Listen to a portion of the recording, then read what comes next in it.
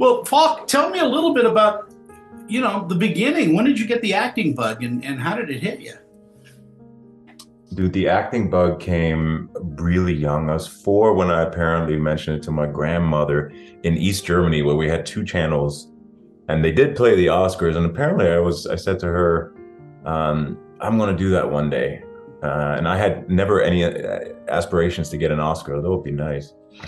But that's when it first came up. And then I took my parents' home video camera around 11, and went into the woods with a good friend of mine, and we just shot the most random action films, and that was our free time. School's up, let's do this. Edited it in the camera, and then presented it to our parents, who had to sit through it. And then I wanted to make it really something real when I was about 14. And in the German culture, we don't really have like a theater club. We don't really have programs for kids or teenagers. And also everything is very theater based. And I wanted to do film. And so I tried and tried to find a way to like get an education in it, and it wasn't happening. And then my beloved mother said, "Why don't you watch Dirty Dancing?" And I was like, okay. I watched it, and the dancing in it was really enticing. My mom loves dancing, and she's like, "Why don't you start dancing? Patrick Swayze did that, and Fred Astaire did that, and John Travolta. Maybe that's your way. It seems like that there's a connection there." Did that, started a dance career that lasted for almost 2 decades, which got me to the States, which got me my green card eventually, which started the ball rolling in the artistic endeavors. And then in LA is when I really started to train and pursue acting. I think that Channing Tatum started that way in dance. There's Yeah. a few, but it also helps you coordinate it. It's great if you're going to be doing stunts and Oh, sword fight work and all that. yeah, it's awesome. Like just the timing. You watch any interview with Jackie Chan, he Mhm. will let me turn that off. My pinging of my email. Um, you watch Jackie Chan in an interview, and I love it. He's always like, "Yeah," and then we go, "Pa pa pa pa," and he's all about rhythm, and even just playing a scene that has a lot of blocking. For Yeah. those of people that don't know that, hit this mark, say this, pick up this coffee cup, then turn around, then say your next line. That's all just in my body. So it's really, I love that kind of stuff. Just sort of the physical awareness of your body in space and time. Um, yeah, I wouldn't want to miss it. In watching some of the work that you do, though, I mean, it seems to me you gravitate toward roles that are physical. Is that true? Uh, the answer is yes and no. I do enjoy it. Also, it's just kind of what Hollywood did, like it's kind of like what you start out with. I started with Night and Day, which was a very physical role. Um, and then my first big leading role that kind of like, you know, got me the next meetings and the next auditions was a dance film, like Channing, actually, Street Dance 2. So I think it's just sort of like once Hollywood sees something in you that is, bankable and that works, that's kind of where you put in. Personally, I've always wanted to do the indie films or play stuff that, you know, was just different, that wasn't all that physical, but I still really, really enjoy it. And I think in this day and age, you have to do, your mainstream films so that you can afford as an actor to do those indie films because there are no budgets for some of those. Excuse me. I have to say, and listen, I never made the A list or that huge stardom, but I want to say that we live in a time now where even mainstream is kind of like waiting tables. The prices have gone down.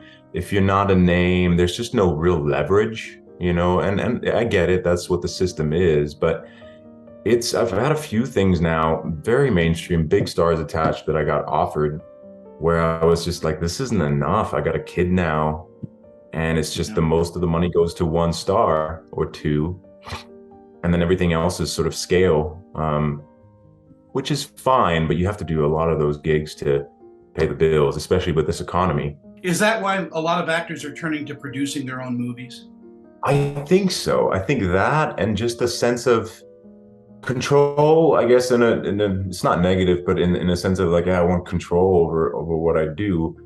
And yeah, just securing like the role that you actually want to play, the story that you want to be involved in. It's, I think we're in a time right now where I don't want to say it too negatively, but artists have become factory workers that are told, look, here's what it is, here's what you do. Be creative in this very, very strong formula. Good luck. Artists have gotten into a place where they feel, I think, in danger to express their actual artistic views. You got to toe the line, right? You can't, it's everything is dangerous and gets you in danger of like, wait, you think that? And I'm like, no, I'm just playing this. And even if I do as an artist, I think my job is to rattle society a little bit at its best, right? Whether that is make them uncomfortable and feel, whether that is making them think and go, well, wait a minute, And I think the ground that you need for that, the space, the safe space in order to express that is currently not created, which is the big reason why especially with COVID, when COVID hit, and I'm not for or against vaccines. My stance is on pro-choice, your body, your choice. When Hollywood decided that they're not going to do that, that you have to be vaccinated, I was like, well, this is the time. This is the time to go, all right, like I'm an artist. I want to express myself. I want to do freely. I want to work with individuals that are not like me. I'm always happy when somebody disagrees with me, because I think it's beautiful. I don't think that's threatening. I think it's, let's take something really like big that separates us, Trump versus Hillary at the time. I love talking to Trump supporters, even though I wasn't one, because I'm like, who are you? Why? Let's talk about this. We're not different. You just have a different experience. You want something different.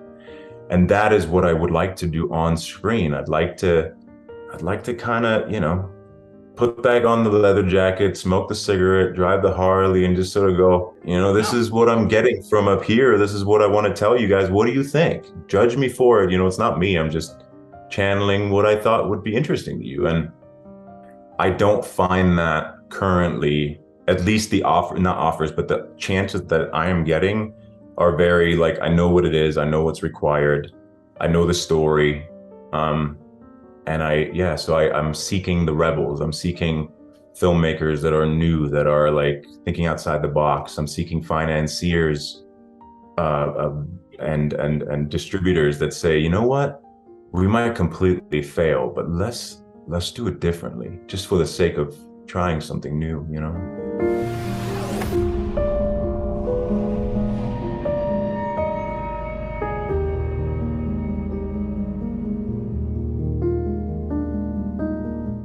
This portion of Screen Chatter is presented by VP Dental. Check out our great dental plans starting at just $16 per month.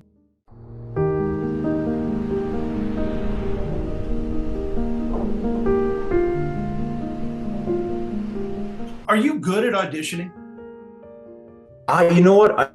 You should see my setup. I usually try to shoot the scene. I've gotten I don't like auditions. I was really happy when they moved to self-tapes. And then I've always, as a producer, I was like in the edit and I talked to the DP. So I was like, all right, this audition, the chances that I get it are stacked against me.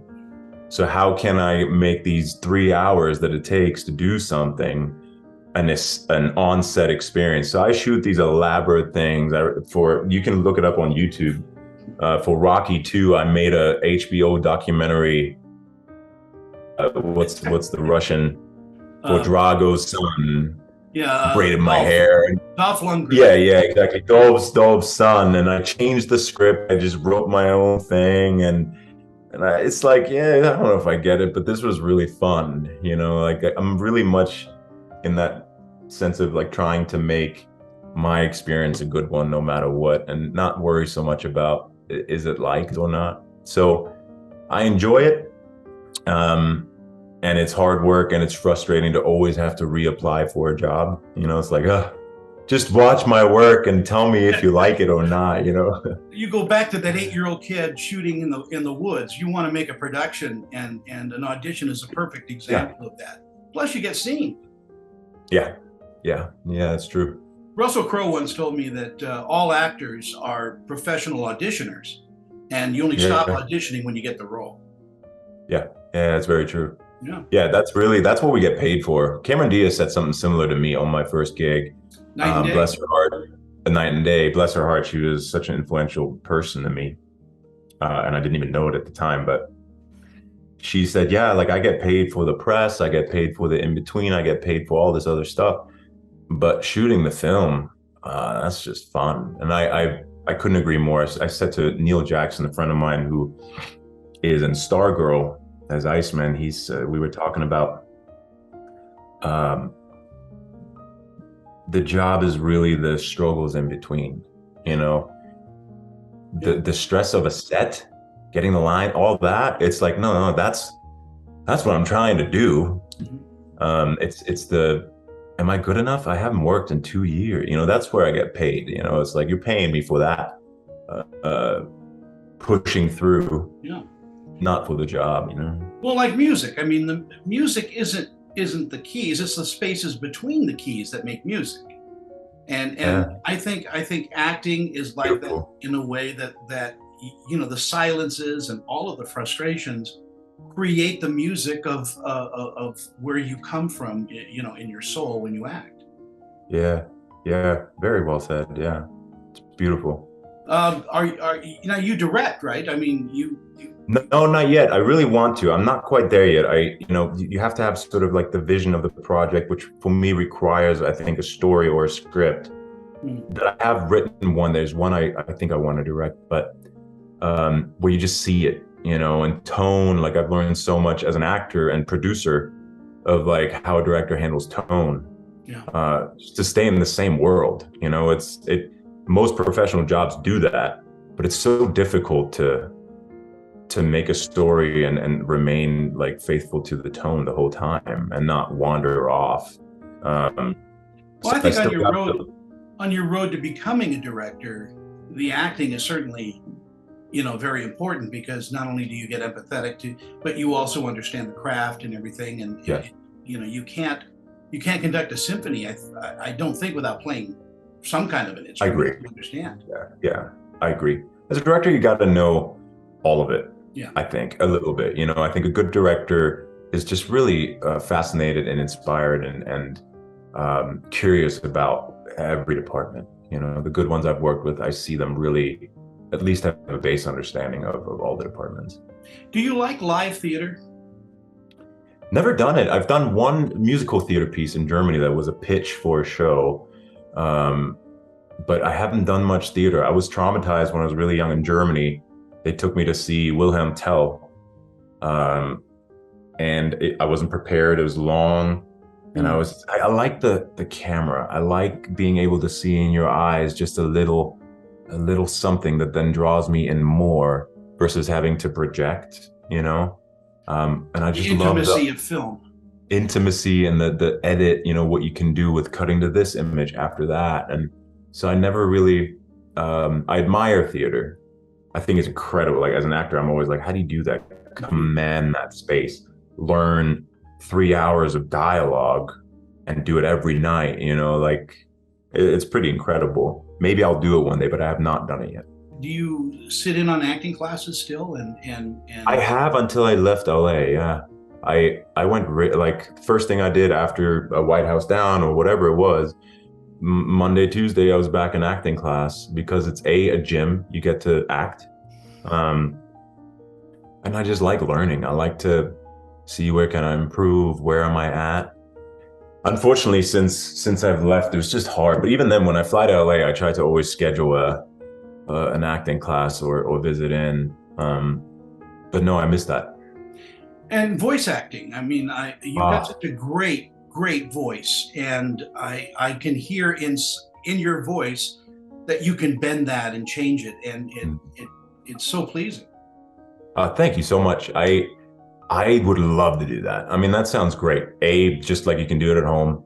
B, playing without having to worry about the rest of it and just your voice sounds great. It seems like a whole nother industry to crack, Mm.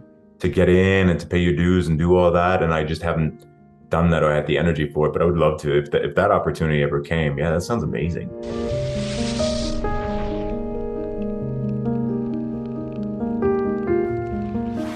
Millions of people are losing their dental coverage every year or can't afford dental care due to the high cost. Just a simple cleaning can cost over $100. But there is an answer, TDA. For about $1 a day, Total Dental Administrators covers over 200 dental procedures. Whether you're an individual, a family, self-employed, or retired, TDA has a plan that's right for you, starting about $1 a day. So call or click for your free information kit and see how affordable dental health can be.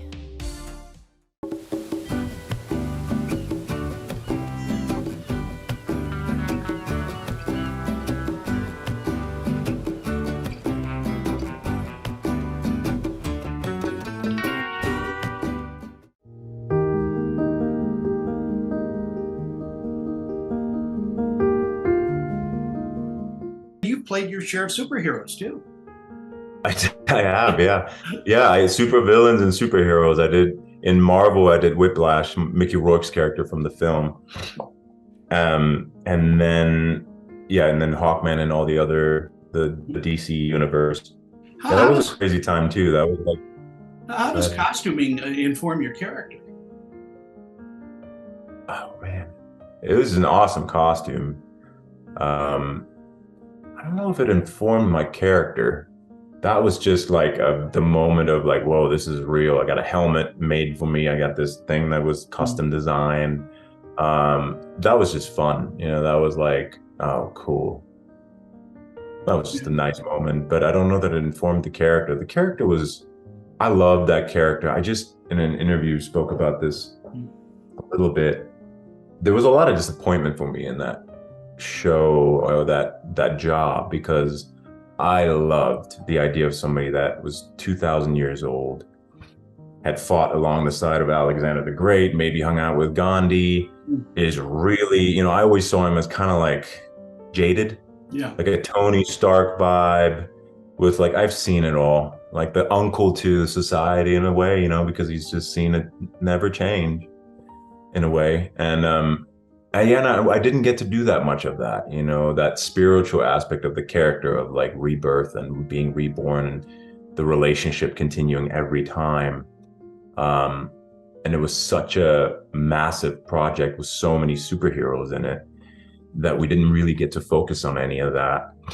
Yeah. And so it was a bit bittersweet of like, oh man, like I kind of didn't get to do these things that I really loved about the character. But yeah, well, that's the problem when overloading, a show with characters is, it takes away from, really building solid characters that can really change somebody's life, with the character's experience. I think you just literally hit the nail on the head for what is my biggest problem. I'm always like, can we just focus on these 4 people and do it slower, or like just really get me to care, about it before we do anything. I reference Braveheart all the time. It's one of these influential films for me where it's like, you spend 45 minutes on a love story that you really care for if you like the movie. And then you take it away, and then you're so incentivized as the audience to sort of feel that pain and know why, and you go along the line, Forrest Gump, like the lens is on Forrest and who he is as a kid, and who is this human being that I can relate to. Whereas now I'm always asked as an audience to care so fast, just because it's either a franchise or something I'm supposed to know, where I often just sort of lack the, oh man, I really needed something on the human level because I'm sad, I want to cry, I'm happy, and you didn't quite care about or didn't have the time to sort of go, what is human about this? What's the life experience here that we can really make the audience connect to? Yeah, I like the fact that you brought up Forrest Gump, because it is such an analogy for history and time and our place in it, because Forrest finds himself, involved with all these incredible characters, but we're all Forrest Gump. Yes. Yeah. That was I love that movie. It's one of those, if I can do one of those, Braveheart, Forrest Gump, I think I'm going to put my acting hat to rest. Because to make a movie like Forrest, I put that on, and there's so many moments in that movie when it comes up, it still just gets me. It never fails to make me, he sees his son at the very end, and he's like, is he, and you just even that moment, I'm like, I feel, I get my vagus nerves get hit and fire up, and it's like, thank you. Thank you, artists, for pushing those buttons, And it's such a rewarding film to watch. And I go back to the 1950s and 40s for films like that too, because they're so funny or they're so impactful. Like The Best Year of Our Lives, just an amazing movie. I think this generation, the last two generations, has completely lost what film is. And that's what's made it hard. I keep saying, this is the most jaded part of me that I'll reveal here, but like I keep saying, Hollywood has lost the carrot and their stick has gotten worse.